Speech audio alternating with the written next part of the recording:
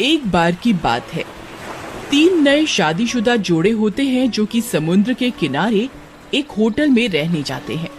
अरे मोनू, हम यहाँ आ तो गए हैं, लेकिन ये आइलैंड भूतिया है, मैंने ऐसा सुना है। अरे कुछ नहीं है ऐसा, सरदार जी भी तो हैं अपने साथ, कुछ नहीं होगा, तुम एंजॉय करो बस। हाँ। सरदार जी अपने कमरे में। ओ सोनिए, चल समुद्र किनारे मजे करेंगे। ओ चल मेरी जान। क्या सरदार जी बहुत मूड में हो। तीसरा जोड़ा बंगाली होता है, भौमिक और मधुरिमा। फिर सब लोग समुद्र के किनारे जाते हैं और सबके पति स्विमिंग करने लगते हैं। सभी एंजॉय कर रहे होते हैं और सारी औरतें एक साथ बेंच पर बैठकर बातें करने लगती हैं। बहन, मैंने तो मना किया था, सुना है ये समुद्र भूतिया है, और देखो ना, यहाँ दूर दूर तक हम 3 फैमिलीज के अलावा और कोई भी नहीं दिख रहा। कितना डरावना सा है यहाँ। अरे वो देखो सोनी, वो क्या है समुद्र में, हमें अपने पतियों को बताना होगा। अरे ये तो कोई बहुत बड़ी सी भूतिया शार्क लगती है, चुड़ैल जैसा मुंह है इसका और शरीर मछली जैसा है। अरे सरदार जी पीछे देखो, कोई अजीब सी दानव शार्क है, आप लोगों की तरफ ही आ रही है, जल्दी से बाहर आओ। सरदार जी और मोनू जैसे ही पीछे देखते हैं, उनकी आंखें फटी की फटी रह जाती हैं और डर से उनकी चीख निकल जाती है। वे तीनों बाहर की ओर भागते हैं, लेकिन भौमिक तेज लहरें होने की वजह से पानी में गिर जाता है और मोनू तैरकर समुद्र में एक बोट में चढ़ जाता है।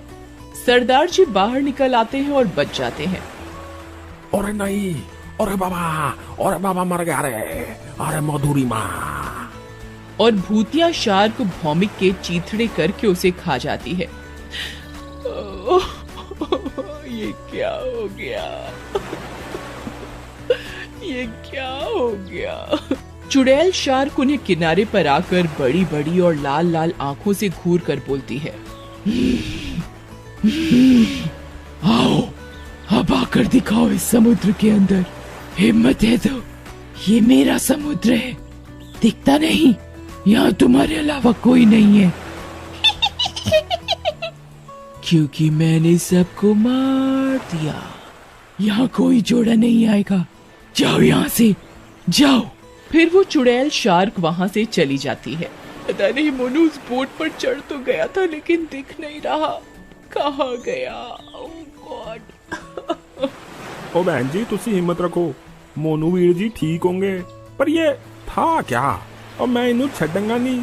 उधर मोनू जिस बोट पर चढ़ा होता है वो बहती हुई दूर चली जाती है और वो उसे स्टार्ट करने की कोशिश करता है, लेकिन वो स्टार्ट नहीं होती। तभी मोनू का फोन बजता है। हेलो हेलो हेलो हेलो कविता, हेलो। अजी अजी आप कहाँ हो, बहुत मुश्किल से फोन लगा है आपका, आप ठीक हो ना। कविता, मैं एक बोट पर चढ़ गया था, लेकिन काफी दूर आ गया हूँ, मैं वापस आ रहा हूँ, तुम किनारे पर ही रहना है। हम सब किनारे से थोड़ी दूरी पे खड़े हैं, आप आ जाओ जल्दी। फिर मोनू उन्हें दूर से आता हुआ दिखता है। मोनू तुम मुझे दिख रहे हो, जल्दी आ जाओ। लेकिन वो चुड़ैल फिर से आ जाती है। अरे पीछे देखो, वो चुड़ैल आ गई। ओ मोनू वीर जी, ओ जल्दी आओ। नहीं नहीं। चुड़ैल शार्क को देखकर उसके तोते उड़ जाते हैं। तुमने मुझे शोर करके फिर से जगा दिया, मैं तुम्हें नहीं छोड़ूंगी। नहीं, मुझे जाने दो, मेरी अभी अभी नई नई शादी हुई है, अब मुझे जाने दो। तो क्या हुआ, मेरी भी तो नई शादी हुई थी, मैं भी मर गई थी, तुम लोग आते हो और ये सारा समुद्र गंदा करके जाते हो, नहीं आने दूंगी किसी को भी। देखो कितनी गंदगी फैलाई है तुम लोगों ने, खाने पीने का सामान, बोतलें, कचरा सब यहीं फेंक जाते हो, जिसकी वजह से मैं और मेरे पति मर गए। लेकिन इसमें मेरी गलती क्या है, मुझे छोड़ दो। चुड़ैल उसकी एक नहीं सुनती और उसे मार कर खा जाती है। उधर फोन पर चुड़ैल की सब बातें सरदार जी, उनकी पत्नी और कविता सुन लेते हैं। तो ये बात है, लोग यहाँ आकर गंदगी फैलाते हैं, चुड़ैल की मौत इसी कचरे से हुई, लेकिन कैसे? नहीं, मेरे पति को भी मार दिया। अब इन बातों का क्या मतलब वीर जी? मैं जा रही हूँ अपने पति को बचाने। मोनू, मैं आ रही हूँ। कविता, तुम चुप हो जाओ, धीरज रखो। अब क्या कर सकते हैं? होनी को कोई नहीं टाल सकता। हम हैं तुम्हारे साथ। वो नहीं सुनती और पानी में कूद जाती है। अरे ये क्या किया बहन जी तुसी? चलो जल्दी सोनी होटल चलो, हमें मदद लानी होगी। तभी वे लोग किनारे पर बने होटल में जाते हैं। जहाँ वे लोग रुके होते हैं, उस होटल के मैनेजर से पूछते हैं। अरे मैनेजर साहब, ये जगह भूतिया हैगी और वो साढ़े दोस्त मार रही है, आप जल्दी चलो। चुड़ैल कित्थों आई? नहीं नहीं, मैं नहीं जाऊंगा पानी में। हाँ, यहाँ बहुत पहले एक पति पत्नी आए थे हनीमून मनाने। उनका नाम रीमा और महेश था। एक दिन सबकी तरह वो लोग भी समुन्दर में बोट लेकर घूमने गए थे और उनकी बोट डूब गई और वो दोनों मर गए। लड़के की लाश तो मिली पर रीमा की लाश नहीं मिली। सब कहते हैं ये चुड़ैल रीमा ही है। अब मुझे मरना नहीं है, अब मैं नहीं जाऊंगा। अब हमें सच का पता कैसे चलेगा? अरे यार, ये तो वो चुड़ैल ही बता सकती है। चलो उसी से पूछ लेते हैं। पागल हो गए हो क्या? मरना चाहते हो? वो तुम्हारी गर्लफ्रेंड है जो तुमसे अपने सुख दुख बांटेगी। अरे सोनिए, फिर की करें? ऐसे तो जो भी इस टापू पे आएगा वो उसे मार देगी ना यार।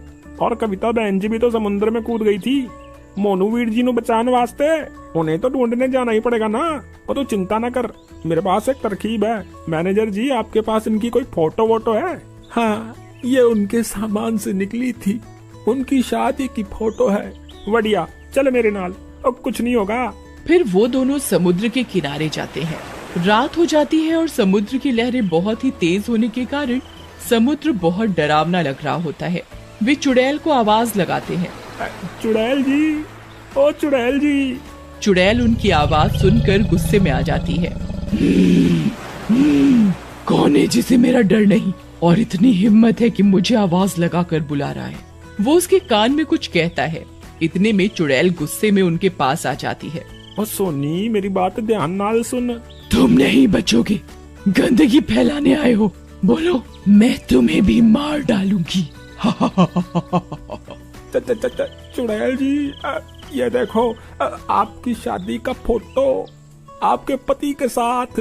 चुड़ैल उस फोटो को देखकर शांत हो जाती है और वो उसे देखने लगती है। ये मेरे पति हैं, मैं इन्हें बहुत प्यार करती थी।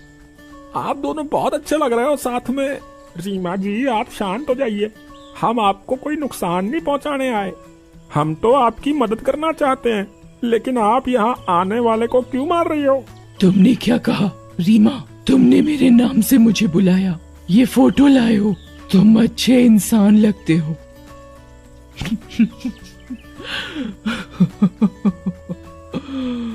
ये मेरे और मेरे पति की शादी की फोटो है। लेकिन आप यहाँ आने वाले लोगों को मार क्यों रही हो? सबको मार दूंगी। मैं और मेरे पति खुशी खुशी यहाँ घूमने आए थे और बोट लेकर समुद्र में घूमने निकले थे। लेकिन इस समुद्र में किसी ने जाल फेंका हुआ था जो हमारी बोट के नीचे की मशीन में फंस गया और जिसके कारण हमारी बोट डूब गई और हम दोनों मर गए। तब से मेरी आत्मा भटक रही है। मैंने एक शार्क के शरीर पर कब्जा कर लिया ताकि मैं यहाँ आने वालों को मार दूं और इस आइलैंड को गंदा होने से बचा सकूं। तो ये बात है, लेकिन हम भी आप ही की तरह नई नई शादी करके घूमने ही आए सी और तुसी मेरे दोस्तों को मार के उनकी बीवियों को विधवा कर देता। ये भी तो गलत है जी। और मैं आपसे वादा करता हूँ, मैं यहाँ साफ सफाई कराऊंगा और जो भी गंदगी फैलाएगा उसनु मैं कड़ी से कड़ी सजा दिलवाऊंगा। तुसी अब किसी को न मारो। इतने में मधुरिमा समुद्र से निकलकर अधमरी हालत में आती है। वो बहुत रो रही होती है। सोनी उसे पकड़कर दिलासा देती है। उसे देखकर चुड़ैल को अपना समय याद आ जाता है। ठीक है, मैं तुम्हारी बात पर भरोसा कर लेती हूँ। तुम एक सच्चे इंसान लगते हो और अपना वादा जरूर निभाना। इतना बोलकर वो चुड़ैल शार्क के शरीर को छोड़कर चली जाती है।